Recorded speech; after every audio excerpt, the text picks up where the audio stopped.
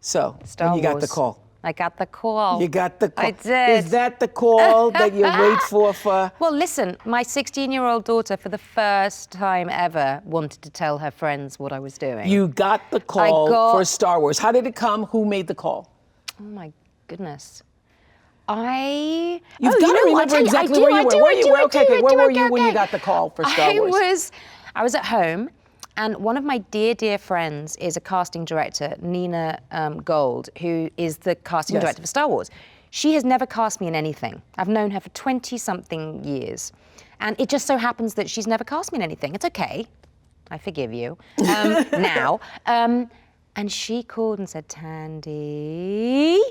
What were you doing? I like that. But this is the miserable thing. Then I didn't hear for 3 weeks. She's like, I think there's something coming, and I think it's going to be in Star Wars.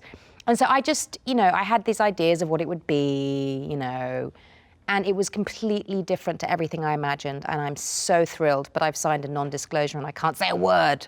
Okay. Which is frustrating, because you know me, I like to chat it up. No, but did you feel like... I'd arrived. Did you? Yeah, okay. Well, here's the thing. I finished, can I tell you something? Okay. The day after Westworld. Yes. We wrapped Westworld, didn't even know if we were going to get another season. But like I said, I felt that I claimed space, that I'd arrived somewhere. And every day that I was on the set, I didn't have to leave my activist at home. I was present, and really everything that I care about, I could voice through this character. So the morning after we had finished, I went and had a little tattoo, a tramp stamp, and had a tattoo in my mother's language, which I've never really felt that I have really, truly found the essence of who I am, which is my mother's tribal origins in Zimbabwe. And I went and had a tattoo, Rusununguko, which is my mother's native language, and it means freedom. I felt free. And it didn't matter, whatever. What came? Didn't matter. And then That's how it comes. In that psychic space. That's how it comes. Hello. That's how it comes. The galaxy opened and down came a shooting star. And look, to be part of a legacy like Star Wars, it's loved for a reason. I could have been in it for a brief little nothing, and I would have been thrilled and delighted. To be taken seriously, a woman of color at 44 years old, to be in a dope ass, franchise. But it is, it's when you just let go. Yes. And that would be the advice I would give to myself. You have given me so much incredible advice over the years, so much.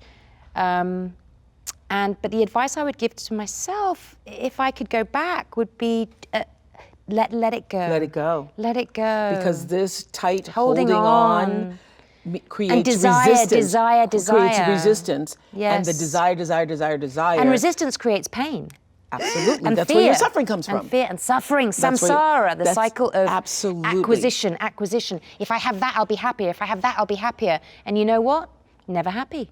Absolutely. So just letting go. And that's what this meant for me. Freedom, liberation. But also there's something about, I felt this when we were filming Wrinkle in Time, and I said this to Ava DuVernay and my fellow cast members all the time, sitting in the makeup chair with Reese Witherspoon and Mindy, Kaylin. I would say, this feels to me like something bigger than life, actually.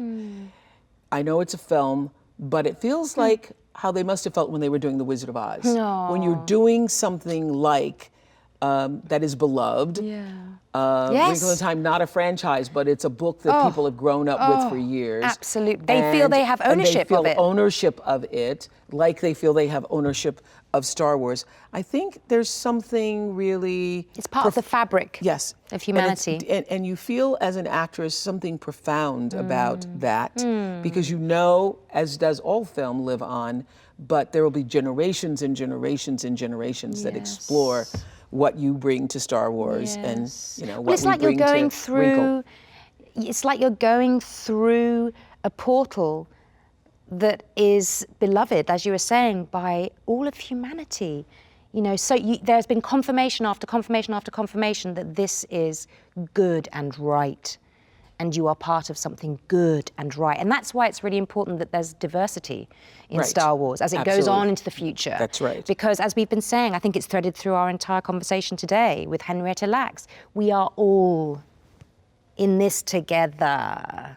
We are all, and we need to let go, accept, not be so afraid, fight for the truth if we know it. If we don't know it, ask questions until In you every do way that know. you can. Yes. That's what these times Yeah. and future times call Yes, for. absolutely. The best of us. The best of us. The best of us. Each of us Yes. giving the best of us. And to want to see the best in others.